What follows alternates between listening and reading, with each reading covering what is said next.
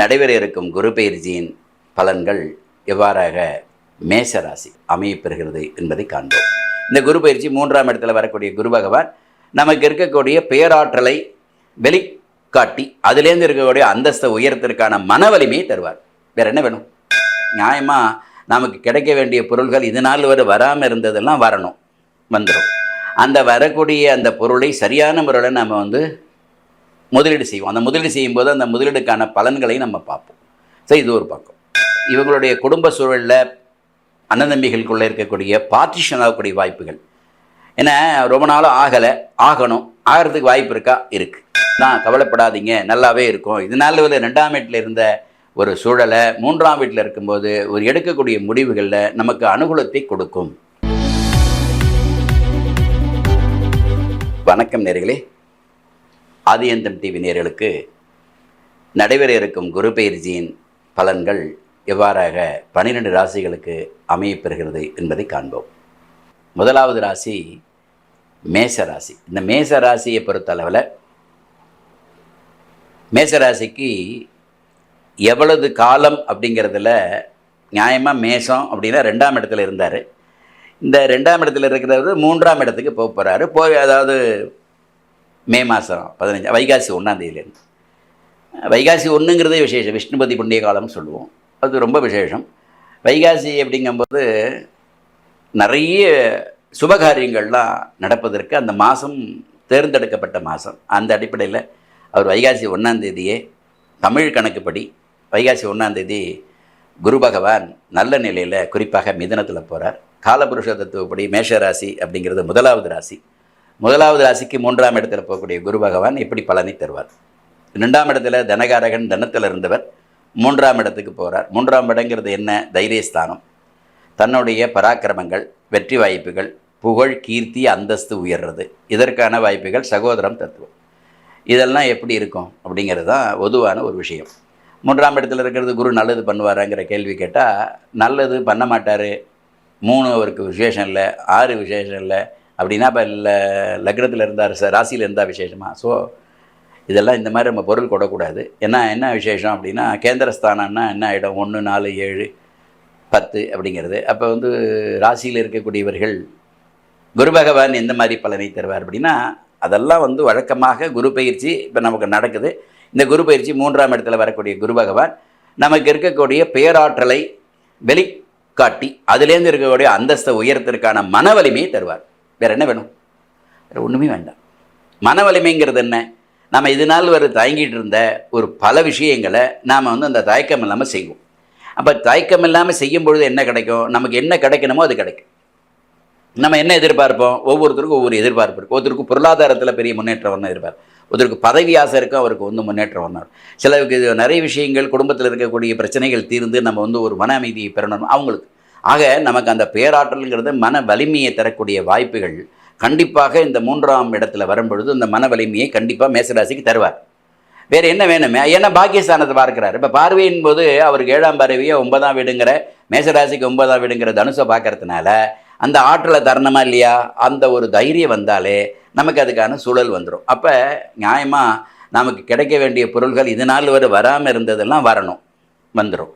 அந்த வரக்கூடிய அந்த பொருளை சரியான முறையில் நம்ம முதலீடு செய்வோம். அந்த முதலீடு செய்யும்போது அந்த முதலீடுக்கான பலன்களை நம்ம பார்ப்போம். சரி, இது ஒரு பக்கம். அதுக்கடுத்தது இவங்களுடைய குடும்ப சூழலில் அண்ணன் தம்பிகளுக்குள்ளே இருக்கக்கூடிய பார்ட்டிஷன் ஆகக்கூடிய வாய்ப்புகள். ஏன்னா ரொம்ப நாளும் ஆகணும், ஆகிறதுக்கு வாய்ப்பு இருக்கா? இருக்குது. சரி, கணவன் மனைவிக்குள்ளே இருக்கக்கூடிய அந்த இயல்பான நிலை, ஒற்றுமைகள், மன சந்தோஷங்கள் இதெல்லாம் ஏற்கனவே குறைவாக இருக்குது. அது கொஞ்சம் அதிகமாக இருக்குமாங்கிற கேட்குற அத்தனை மேசராசி என்பவர்களுக்கும் தாராளமாக இருக்கும். ஏன் இப்படி சொல்கிறோம் மேசராசிக்குன்னா, திரும்ப நான் இன்னொரு சனி பயிற்சி சொல்ல வேண்டிய சனி பகவான் 12ஆம் வீட்டில் இருக்கார். 7 சனி அப்படிங்கிறது சொல்லித்தான் ஆகணும். இது பெரும்பாலும் 5 சொல்கிறாங்க. குரு பயிற்சி மட்டும் சொல்லிட்டு விடுறதில்லை.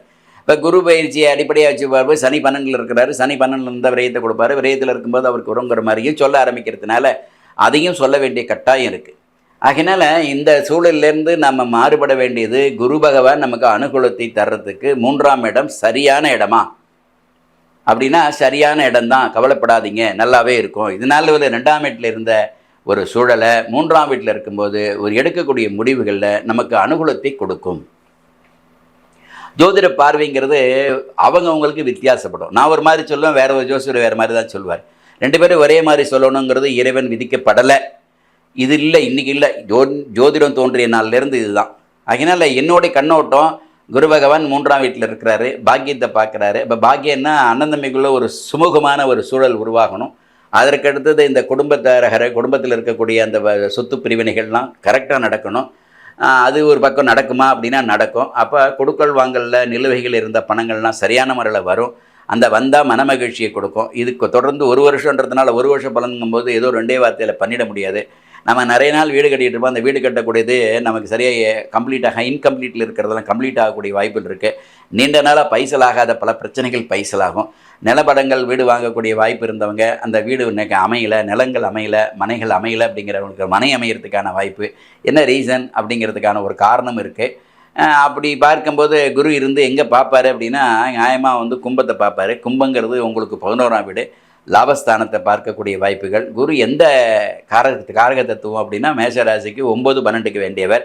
அப்போது ஒரு சுபமான விரயங்களை நீங்கள் பண்ணணும், அது லாபமாக இருக்கணும்னா இதுதான் சுபமான விரயம். என்ன? கல்யாணம் பண்ணுறது, நிலம் வாங்கிறது, வாங்கின மனையில் வீடு கட்டுவது, இல்லை வீடை ரெனோவேஷன் பண்ணுறது, இதற்கான வாய்ப்புகள் சுப செலவுகள். மற்றதெல்லாம் சுப செலவு ஆகாது. அப்போ குரு பகவான் அதற்கு உரியவரா? கண்டிப்பாக உரியவர் செய்வார். ஏன்னா தைரியம். இப்போ பார்ட்டிஷன் ஆகிடுச்சு, நாம் தனியாக பிரிச்சுக்கிட்டோம், நம்ம அதுக்கான வாய்ப்பு இருக்கும். நம்ம விவசாய நிலமாக இருந்தாலும் தனியாக பிரித்து அதுக்கான சூழலை கொடுத்தாரு, அதுக்கான முன்னேற்றத்தை கொடுத்தாருன்னா இதெல்லாம் மேசராசிக்கு இந்த காலகட்டத்தில் இந்த 1 வருஷம் கண்டிப்பாக நடக்கும். அதற்கான சூழல் இருக்குது. தங்கம் வாங்குறதுக்கு சரியான நேரம், தங்கம் வாங்குறதுக்கான சூழல் வாய்ப்பு இருந்ததுன்னா வாங்கிங்க.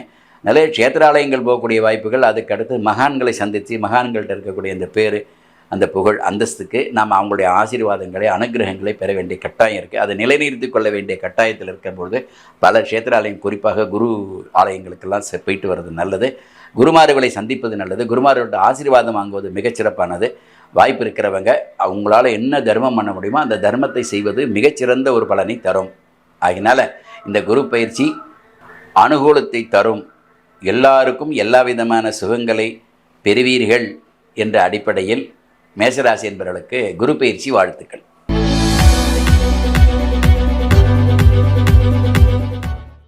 நேயர்களே, இந்த ஆதியந்தம் டிவிக்கு சப்ஸ்கிரைப் பண்ணுங்கள். சப்ஸ்கிரைப் பண்ண பிறகு ஷேர் பண்ணுங்கள், லைக் பண்ணுங்கள், பெல் பட்டனை மறக்காமல் அழுத்துங்க.